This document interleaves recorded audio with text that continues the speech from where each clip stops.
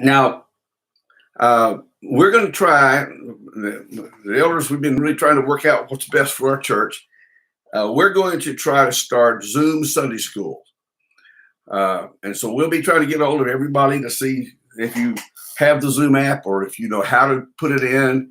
Make sure that you can set yourself up for Zoom and just explain to some who may not understand it all. We're going to create opportunity for where you can be able to see about 12, 15 people all at one time. And then if for people talk, you'll be able to talk with each other and just communicate and see everyone while you're talking. And so we're going to try to set this up through the internet. And what we'll probably do, we're thinking this through, but we're probably going to have two classes going on, adult classes at 9 in the morning on Sundays. Not sure it'll start this coming Sunday, but we're going to try to get it going. And they will be actually you won't be in the same class every week. There'll be rotations of people so that you're in and out of different classes so that week by week you get to see everybody and visit with everyone. So this is what we're looking at. We're going to try to get this set up, and we'll let you know more about that when we get it going. Also, I'm working on a digital phone directory. We want to get it set up where everyone can have everyone's phone numbers. And if you have a problem with not wanting your phone number released publicly like that, let us know. We're going to be asking you about that anyway, just to be sure. And so we just want to be able to help you all be able to know just exactly how to text back and forth, communicate one another one way or another.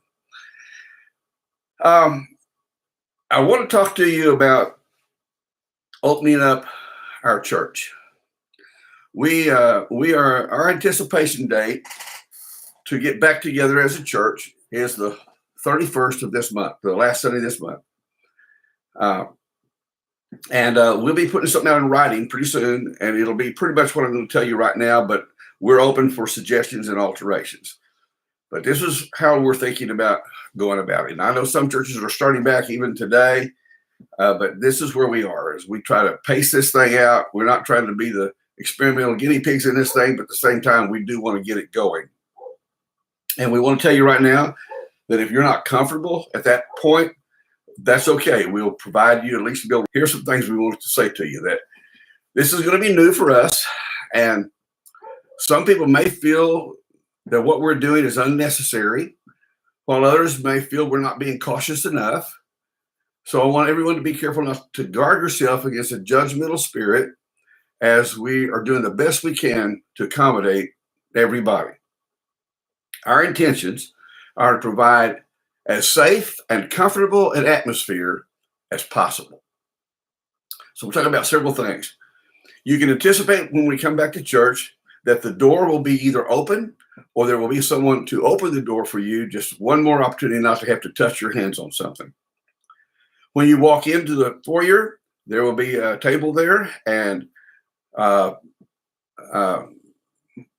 you'll be hand sanitizer there. We would encourage you to at least go ahead and put some hand sanitizer on your hands, of course, and have all that ready. Now, we're going to talk about the issue of mask. We're going to ask everyone to please wear a mask when entering, exiting, or moving around in the building. But no mask will be necessary when you're at your seat. The seats will be spaced out throughout the area out there so that you will be spaced in good distance from other people. I'll explain more about that in a moment. Now, we will provide masks for anyone who needs one. Now, please listen carefully, because some of you aren't wearing a mask, don't feel like it was ever needed. You don't care. But we recognize that some of our members, in order to accommodate them who are uncomfortable about being in an environment where masks are not being used, we're going to ask you to meet this need for your brothers and sisters by simply wearing a mask when you're entering and exiting. But once you get to your seat, to that area, you will not need to leave the mask on unless you choose to. Also, for containment's sake, we're going to ask that you just stay in the main worship area and not go to the back area, just the worship area, the observation room at the front there, and the restrooms. Those will be the areas. Seating arrangement now. The chairs are going to be spread out in the worship center in groups of 2s, 3s, 4s, and 5s, so that if family who's been together all along can still sit together or whoever, but it'll be all opened up where there'll be about 8 feet at least apart from almost every other chair setting. So we'll provide that way.